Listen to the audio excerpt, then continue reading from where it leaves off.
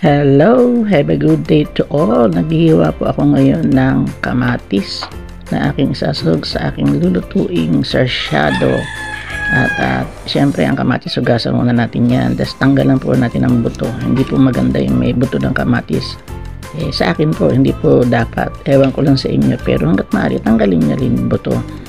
At yun nga po ang kamatis kong kasi naka-stack kong kamatis yan, mabubulok lang kaysa mabulok, di gawin kong sarsyado, di ba? Alam niyo naman ngayon, lahat ng bagay mahal, kaya kailangan ang ating mga naka-imbak, hindi naman naka-imbak, yung ating naka-reserve, medyo gamitin na rin, kasi 3 araw na yung aking kamatis sa rep, kaya naisip ko na mag-sarsyado naman. Talaga namang napakasarap ng kamatis, lalo na kung sa sarsyado. At ito na nga, babalat na nga ako ng sibuyas kasi binabili rin akong sibuyas na hindi rin naman pala magandang naka-stack ang sibuyas, parang pumapangit yung loob niya, kaya pinili ko yan doon sa aking mga sibuyas. At dalawa na lang ata yung natira kong sibuyas na medyo maganda-ganda at buong-buo pa. At syempre kailangan balatan and then hiwain. Kailangan, hindi naman siya sobrang pinong hiwa. Yan, sa kalahati, bali na 6 kong hiwa siya para madali siyang i-blender o i-grinder. Naalala ko tuloy yung kasabihan na pagka naghihiwa ka ng sibuyas at natatalsik at lumuha ka, ikaw hindi magandang makisama sa biyanan. Pero hindi naman totoo yun. Talagang ang sibuyas talaga masakit sa mata, di ba? And of course, ang ating bawang o garlic. Babalatan din natin yan. Siyempre kailangan meron tayong bawang panggisa. Yan ang ating uunahin bawang, sibuyas, and then kamatis. Mainam din talaga yung meron tayong bawang kasi ang bawang pangontra yan sa high blood. Ako nga pagka medyo masama ang aking batok, talagang naghihiwa ako ng mga 2 hiwang bawang, yung hindi naman sobrang laki yan, parang kasing laki lang ng gamot ba. Iniinom ko yun dati kasi ngayon naglalasarta na ako So malaking bagay ang may bawang, di ba? Pang emergency. Ang dalawa naman, syempre kailangan meron din tayong konting asukal o sugar, tapos pamintang durog, at meron din tayong suka. Yan ang ating mga panahog. At heto na nga, akin ang umpisang mag-grind ng sibuyas at bawang. Kailangan magkasama na sila para isang grindingan na lang.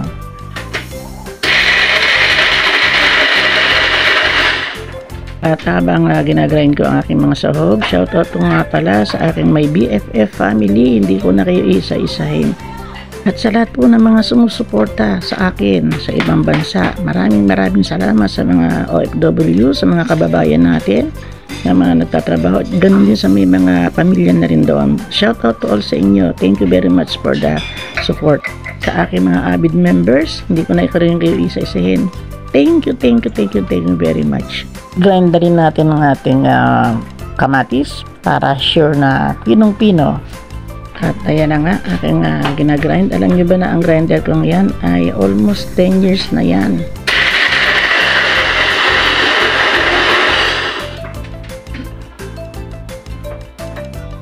Kaya sa pagluluto, walang imposible. Hindi ka na maghiwa-hiwa ng kung ano-ano.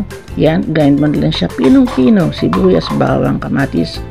Kahit ano pwede dyan, kahit nga laman ng karne ng baboy pwede Ito na, ako'y magigisa na. Siyempre painitin muna natin ang ating kuwali, lagay ang mantika at itambog ang sibuyas at bawang.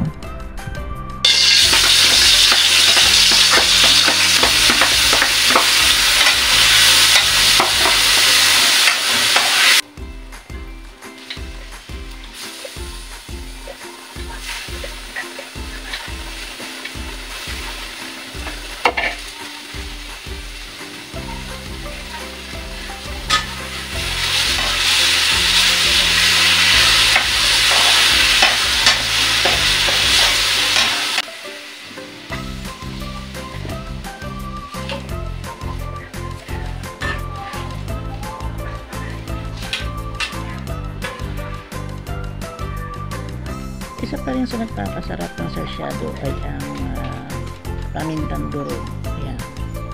Yan ang isa sa talagang number kasi hahalo na yung anghang, yung asin ng suka, at saka yung tamis ng asukal, and then yung alat ng asin. Lagyan natin na kaya, lagyan natin ng konting asukal, lagyan natin na huwag masyadong marami tama lang isang kutsara.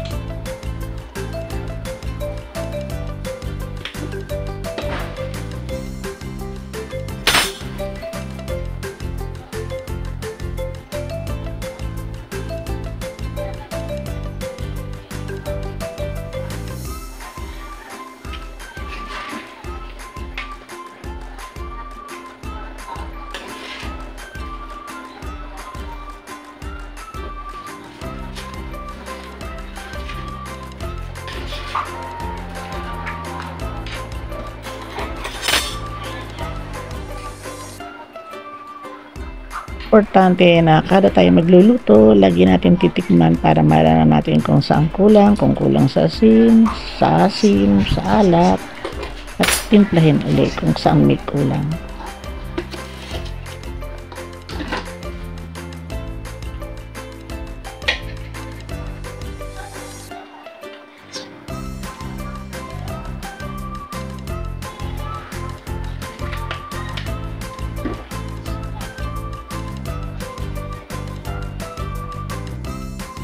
So, ayan na siya. Malapot na, luto na siya. Timpladong timplado na yan. Kasi, talagyan natin siya ng konting ketchup. Ito, tamis anghang. UFC ketchup. Kasi ito yung magbibigay sa kanya ng konting kulay. Pangalawa, ito rin yung magbibigay ng konting lapot. Kasi, kaya yan ang nilagay ko. Wala akong yung atsuete. Kailangan atsuete kasi ginagamit kong papula. Sa sarsyado, wala nga atsuete, kaya yung ketchup ang aking nilagay. Tinan nyo, nag-iiba yung kanyang kulay. O diba, kumupula na. Kaya lang natin siyang kumulong ng kulo. Ito ngayong ating isda. Para makuluan din yung ulo ng aking maya-maya. Yung pinirito ko kagabi. Yan. Yan pa sila, yan pa, So, ito mga nalagay natin dyan. Para sumipsip siya. Para sipsipin niya yung lasa. Siyempre, kailangan lumasa sa isda. Yan, yung iba kasi sineseparate ako, hindi. Sinasama ko yung isda kasi para lumasa siya doon sa sarsyado, lumasa sa isda. Yan.